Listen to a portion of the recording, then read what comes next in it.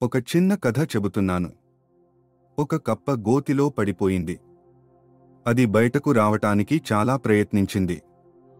అయితే పైనుంచి చూస్తున్న 5-6 కప్పలు చెప్తున్నాయి, అయ్యయ్యో, ఈ గోతిలో ఎలా పడ్డావు నువ్వు? ఇందులో బడ్డోళ్ళు ఎవరు బ్రతికి బయటకు రాలేదు. మా తాత పడ్డాడు, చనిపోయాడు. మా మామ పడ్డాడు, చనిపోయాడు అంటూ గోల చేస్తున్నాయి. కాని ఆ కప్ప మాత్రం పైకి ఎగురుతూనే ఉంది. ఎందుకు వృధా ప్రయాస? నువ్వు పైకి రాలేవు. నువ్వు ఇంకా అంతే, ఇంకా అక్కడే చనిపోతావు అని చెప్తున్నాయి. కాని ఆ కప్ప ఎగరడం ఆపకుండా ఎగిరి పైకి వచ్చింది. ఇది ఎంత నిరుత్సాహపరిచినా ఇది ఎలాగో పైకి వచ్చింది. అక్కడ ఉన్న కప్పలు చెప్పుకుంటున్నాయి.